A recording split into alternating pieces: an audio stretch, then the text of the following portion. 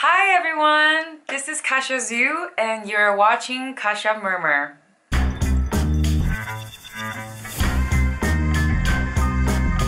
So today I want to talk to you guys a little bit about language differences.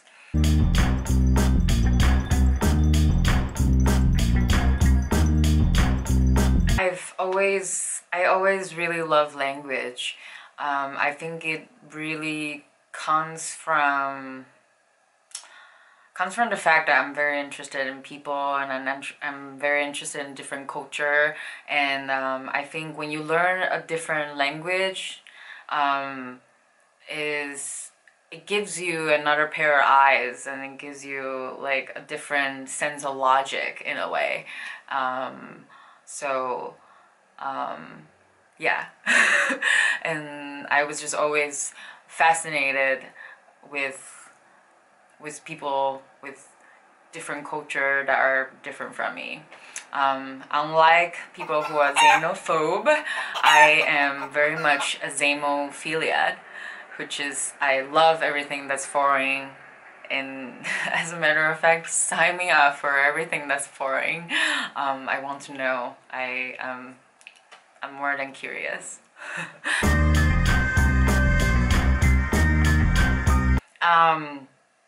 So English is not my first language, it's my second language. My first language is Chinese, and I have been living in America, in New York, for 10 years now, and so I literally use English in daily life to speak, to communicate, to write, and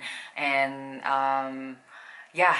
I basically dream in English and I think in English, and I guess that English has kind of become my logical way of thinking of how I form phrases. And but I would say that I also come to realize that no matter how well I can express myself in English, there is still a certain terminology or certain ways or expressions of how I say certain things or how I word things are still pretty much lineage from my first language, Chinese. They say that they say no matter how well you can learn second language or third language, it can never really surpass your first language, because think about it, your first language is basically how you come to learn about the world and how you connect with certain words or vocabulary, how you connect with these words emotionally. So yeah, I would say that Chinese is pretty much a very dramatic language.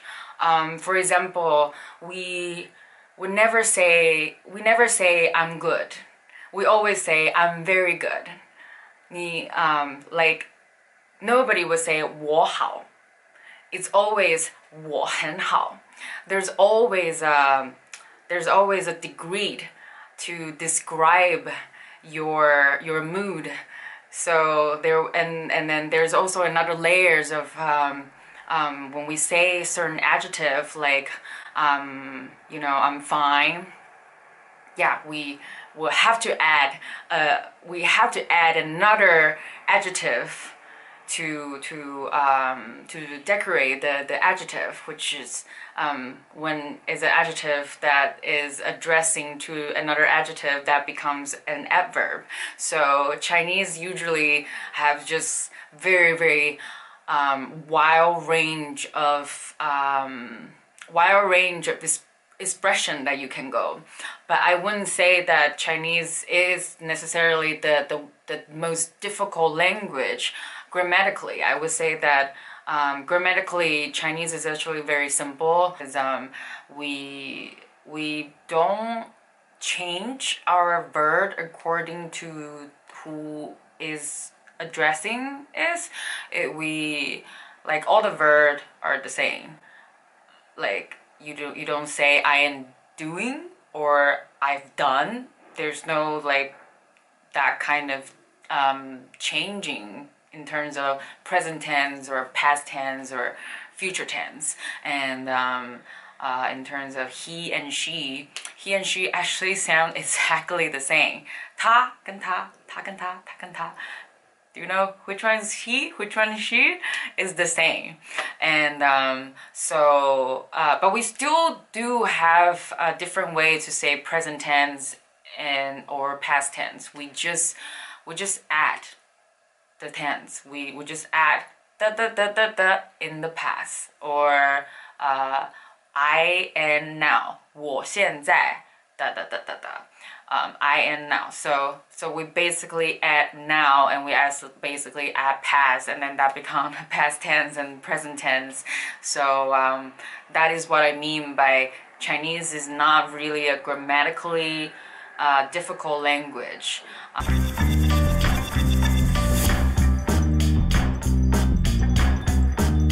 It actually does kind of like English, that you can basically express yourself like I am fine, 我很好, still saying 很, but so grammatically it's really not that difficult. But in terms of depths,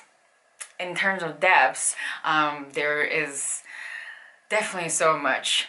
Like, there's like 300,000 characters there, and many of the words, many of the characters, they can mean something individually, while some other characters would require to be paired up with another character to form a vocabulary that means something.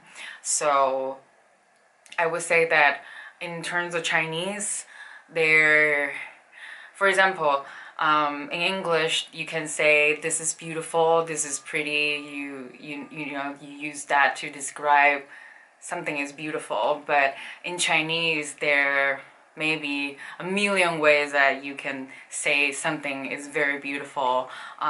You can say 这个很有气度，这个很潇洒，这个很漂亮，这个很有气氛，很有气味。So there are just really, really a wide range of terminology and degree of kind of beautiful that you can express. But I would say that growing up with writing in Chinese, I would always be very cautious to try really hard to not sound like an idiot and stupid, because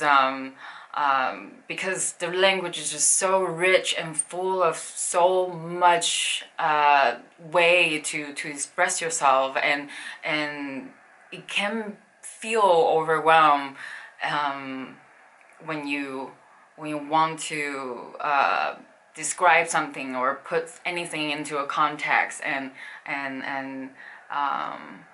yeah, so I was always more cautious to not sound stupid, and in terms of that, it's about the difficult word that you use, and definitely 4-word idiom.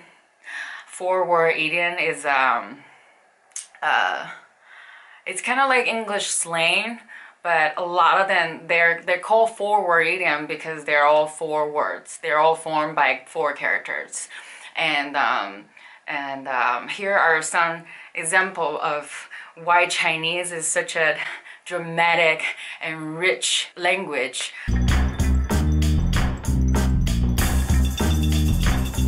So in Chinese, emotionally, you know, that if you want to say that you really care for someone, you can use this four-word idiom, 掏心掏肺. 掏心掏肺 is it means that like I basically scoop out my heart and scoop out my lung for you.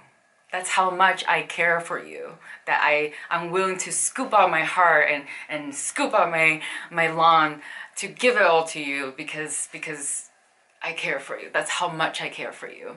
And another example of a four-word idiom that this one can come very useful to impress a Chinese lady. Is called 沉鱼落雁.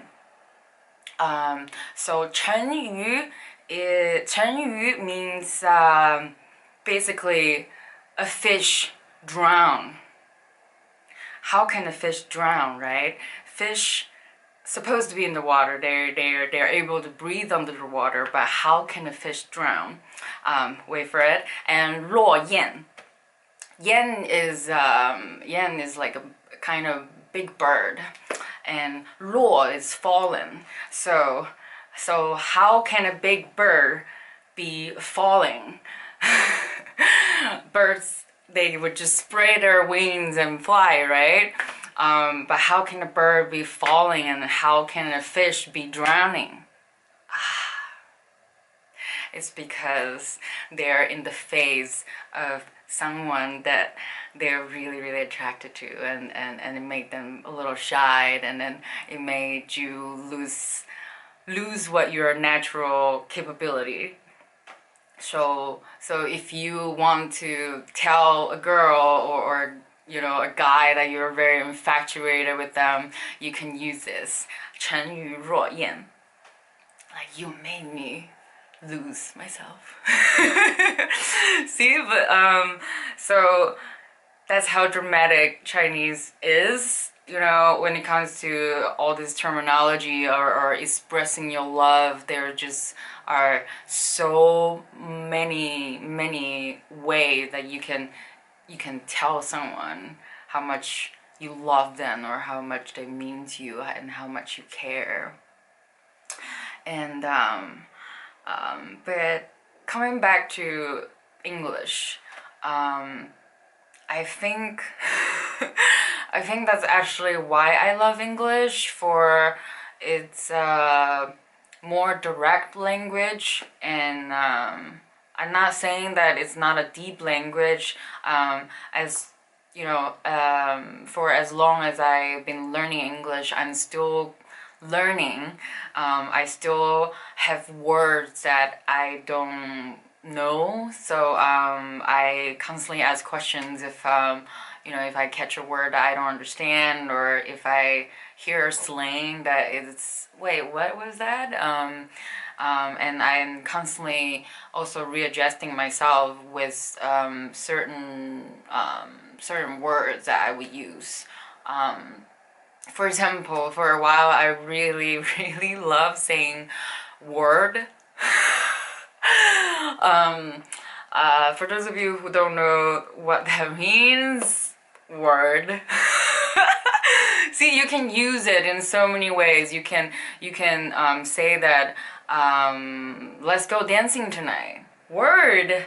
That means it's cool. Or this painting is really exquisite in its detail, and you say word because you agree with that person.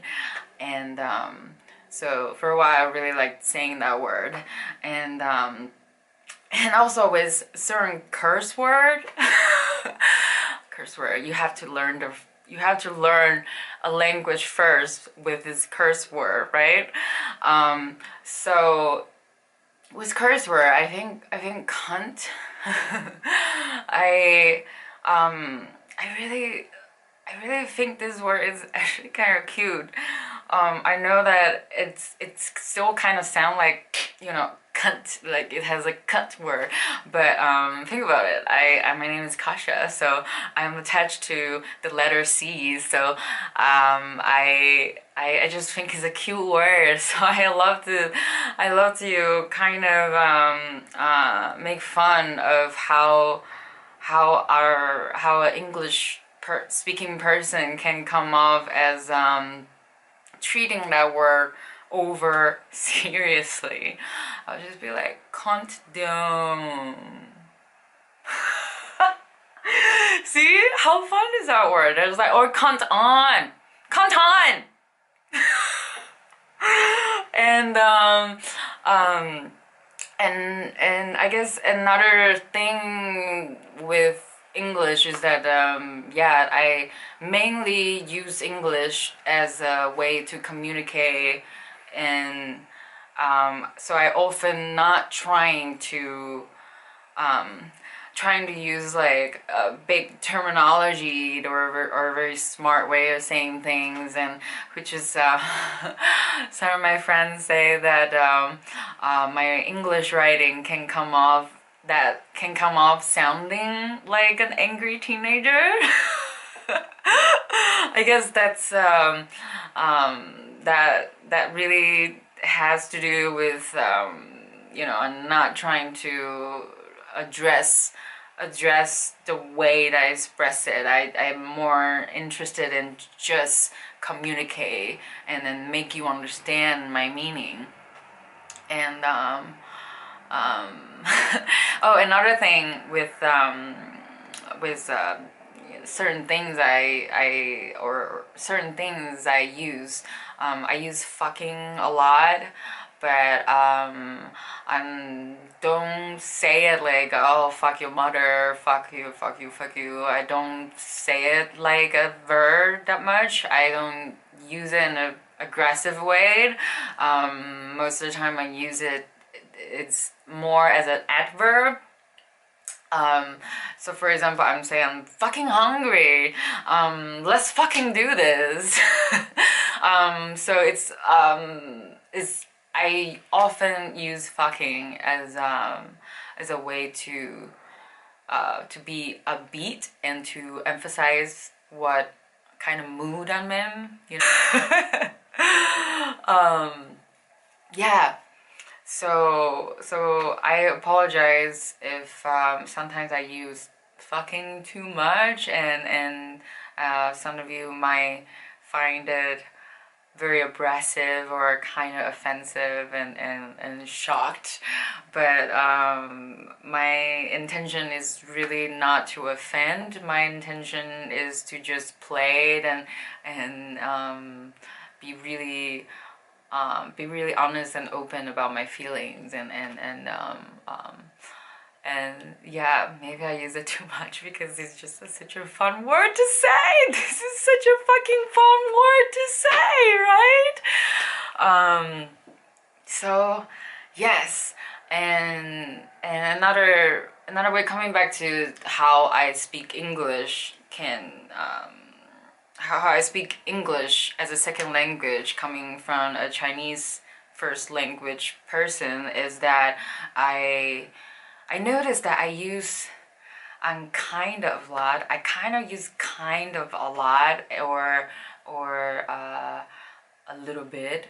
Like there's always a degree. Again, it comes back to the degree of how Chinese language is always trying to differentiate the degrees and importance of things, and Chinese is never really a language that's very blunt. Chinese is a very polite language in that terms, being like Oh, you don't say I'm angry. You say I'm kind of angry at you. Like 我有一点对你在生气 kind of like that. You know, like instead of saying that 我真的很生气，我真的很生气 you say 我有一点点生气，一点点生气 so it can be I guess it can be that Chinese people are wanting to be polite and not to offend and so that they always have this. But of course, if you become really good friends with a Chinese person, you will know that they're really not that polite. They're just as fun and carefree to joke around about a lot of things, you know, and the closer you get to them, probably they will be a little bit more rude to you, but it's all on the fun term. So yeah. You understand me, right? This is CACIA Zoo, and I will see you next time.